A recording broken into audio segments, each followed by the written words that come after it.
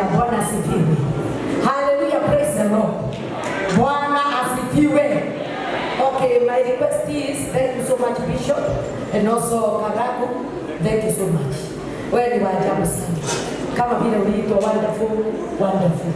Hata mimi nimesema hivyo. So tafadhali tuweze kusimama.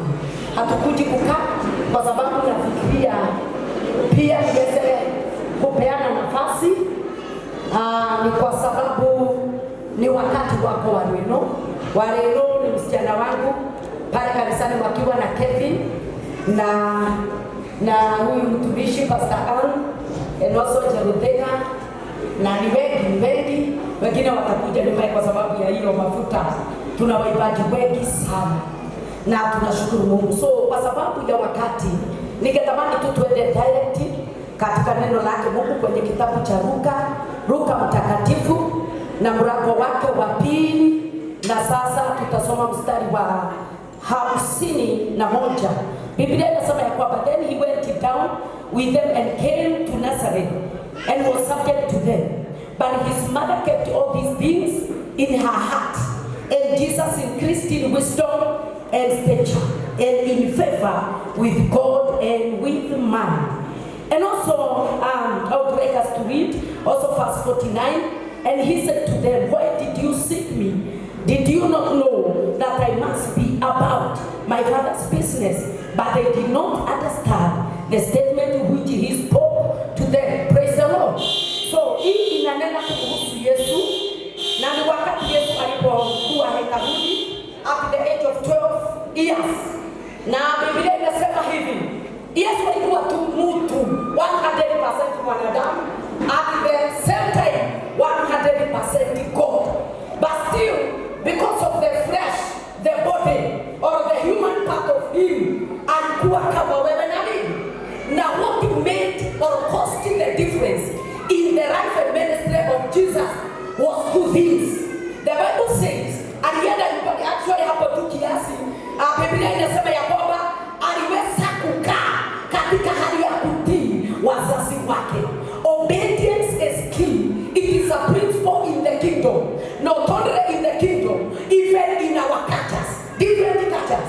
As you have been brought up, whether at home by your parents, in school and institution like school, and also in the church.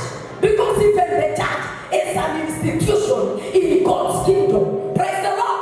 And so, obedience, wherever you go, it is key. To God, obedience is key. To your mother and father, obedience is key. To God, it is number one key. Kwa sababu ndio maana unakuta Biblia ikisema kutii ni bora kuliko pesa zote unaweza kusanya ulete kanisani. Badala ya kuleta pesa, kwanza uwe mtiifu. Kama badala ya kufanya vitu zingine, uwe mtiifu. Bwana tukuzwe sana.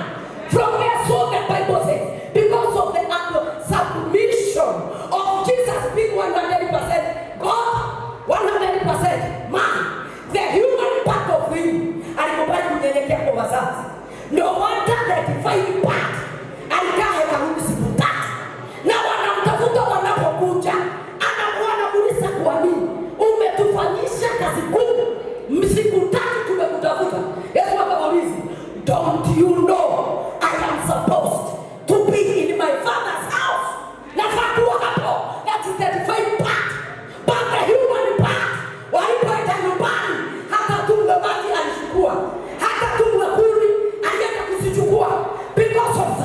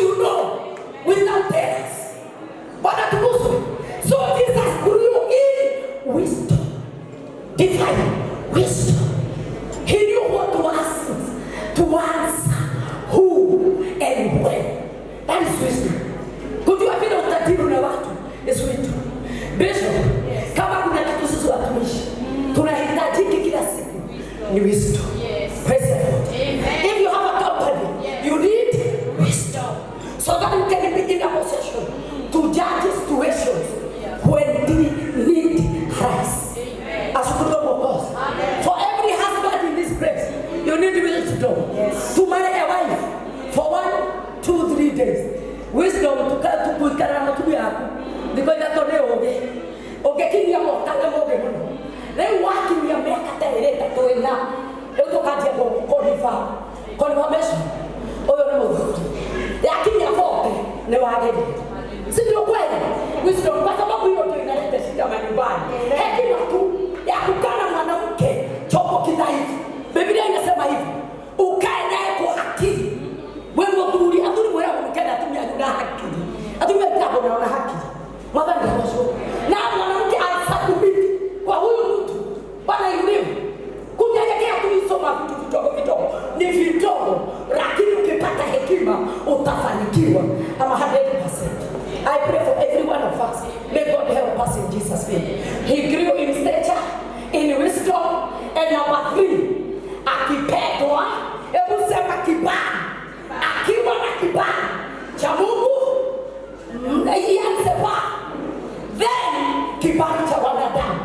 Kama hakungekuwa kibali cha Mungu, na tena kibali hicho kisambazwe kwa hawa watu wote ambao wako sahihi na ambao wameenda, waliotumana na watakaotumana, praise the Lord, haukuona watu.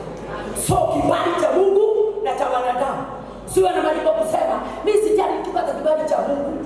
Mungu ndio wangu. Kibali kia kaika kwa nifamba boni yako wale. Ukiona watu wamekuja kwa kwa kitu yako, kwa jambo lako, uelewe una kibali cha Mungu, confirm to through man of God. Sisi tusimame basi tubariki hizi kwa jina la Yesu. Kuna wimbo mrembo wangu ameipa igogona wewe. Na unajua huyu ana hasina nyingine.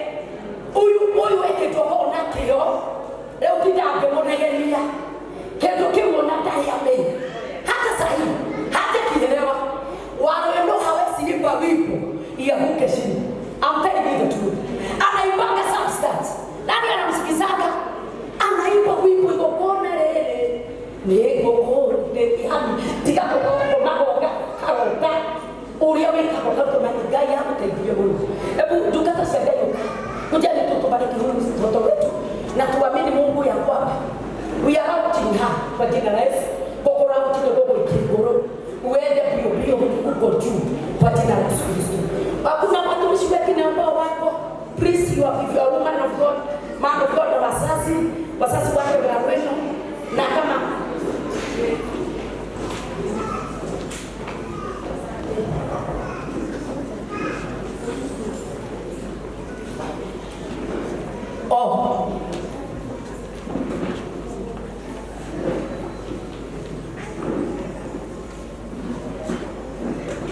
ya wasiani tafadhali mami wa wapendo na mama Kevin tafadhali na watumishi wa Mungu wa pastors, please come and God bless you.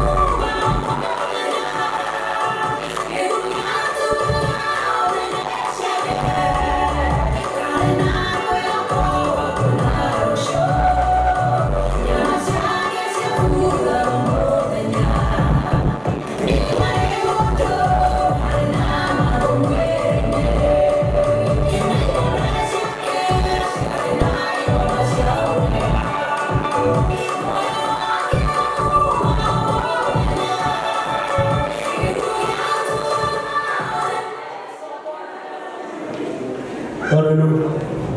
Dije nikaenda kusatata miboro. Kaona kike mwetu hebese. Hiyo tu mnawekewa. Sisi ni pesa, ndio tunashia data. Nikata ni faru kwa kwa ndio shilingi ingine shilingi ndani. God bless you so much. Tumekea vizuri.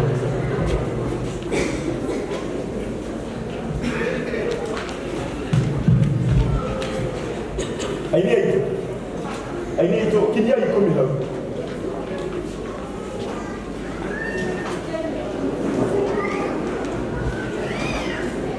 aini ito it is time for our Lord to shine. Don't get more than a leader yake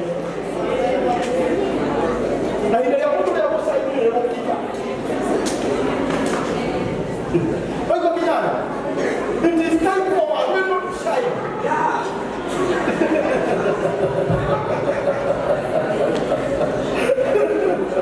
Hili era mwini huyu kaleta hili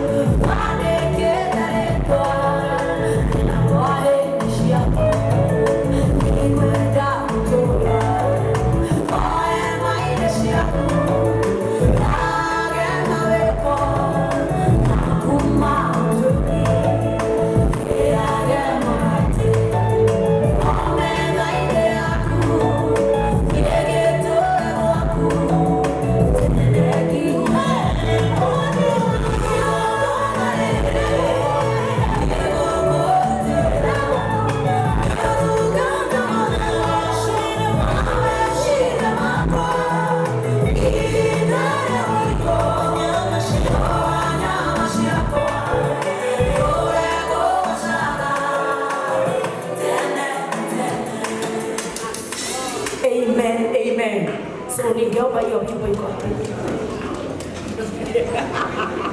Very. Okay. Wewe bora uro. It's so. Yeah. Wimbo mpiga magoti kama. Wimbo. Wimbo.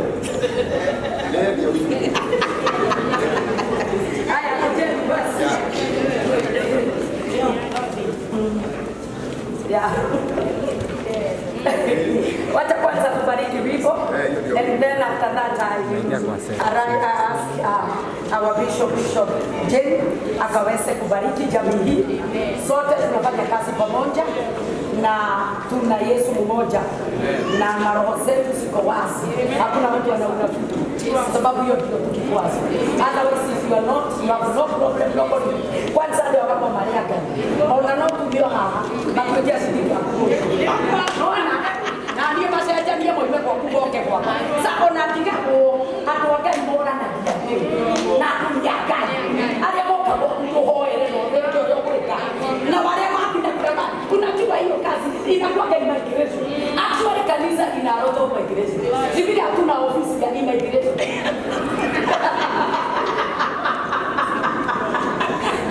Acha nitubariki wimbo hii katika jina la Yesu. Mfalme utukufu na mwokozi wa uzima. Kama jinsi mtumishi huyu wake na support ya mume wake Kevin. Vile tu aliipa igongona lele.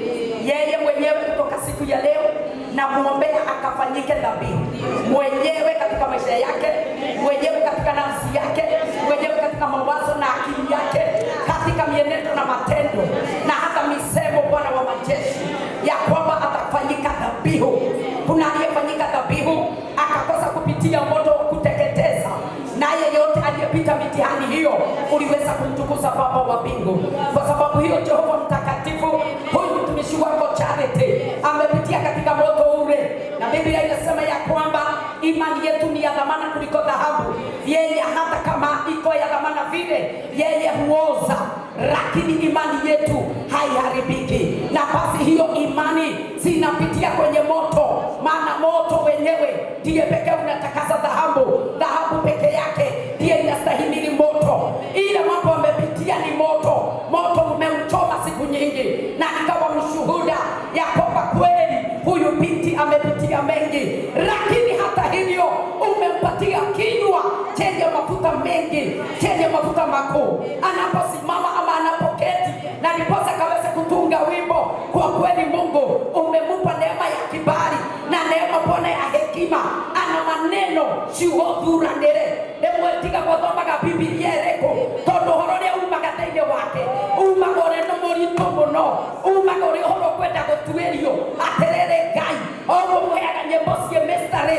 ndamũhoera kuma ũmũthĩ mũtũrĩre wake ũtuĩke Mr. in the mighty name of the Lord. Agĩe na indo Mr. agĩe na everything mysteriously katika jina la Yesu Kristo. Huo ipo Bwana wa majeshi tumeubariki na kuachilia, na sio huo peke yake, tuachilia hata zenye alipa zamani zenye hazijakuwa well marketed. In the mighty name of the Lord, I am praying for you to give her a good platform whereby her songs will be well marketed. In the mighty name of the Lord, it is a well in her, and the same well ought to supply her with her needs, Almighty Lord. So I pray today, let this well flow more and more, Jehovah, and there may be many who will be supplied in the mighty name of the Lord. I refuse to remain in the same level, and I shift her to another level in the music industry, in the worship ministry, in the praise ministry, in the mighty name of Jesus. I release that grace upon her today, even together with the husband Kevin. Ni ya kwamba Bwana katika ushirika wao wasaidie, wawezeshe, watumike kama vyombo vitakatifu, viteule vimekubalika, na kusiwe na watu wapinga kwa jina la Yesu. Takayewapiga hii dhabihu ameipa hapa ikaweze kupingana na wapinzani wake kwa jina la Yesu. Tunamshukuru Bwana wa majeshi, na kwa sababu hiyo ndio wimbo we anoint that song and many more. Kisima hiki kifurike na kikaweze kutiririsha maji, kitiririsha maji, nyimbo zitiririke kutoka kwa chemichemi. In the mighty name of Jesus, another level of glory, another level of worship, another level in the spiritual realm, another level from today. Rabasando Robozaya, another level, Shakata Bagazaya, in the name of Jesus, another level, a level irresistible, in the mighty name of the Lord, a level unopposed, in the mighty name of Jesus. Thank you, Father. Thank you, God. We break the limitation in the name of Jesus. We break the limitation in the name of Jesus. Kama nyimbo zimewahi kufanya wengi watu matajiri, na wewe ni mmoja mkiwa pamoja. Wewe ni mmoja mkiwa pamoja. Wewe ni mmoja mkiwa pamoja. Rabasando Robozaya. Nimekataa uwe ukipiga Mungu hivyo, na wewe ukose mali. Magari kuje kwako. Tunayafuta magari. Tunafuta mashamba. Rabasaya. Tunafuta mashamba. Tunafuta mafedha. Rakasata baganda. Hata kibali cha chini cha nchi na cha nje ya nchi. In the blessed name of Jesus. Thank you, Lord, because it is done. I request Bishop Kemori to pray for her, and then also as a family, and also as you said here, because I listened very well. May it be so, to the glory of God, to the glory of God. Amen, in Jesus' name. Hallelujah.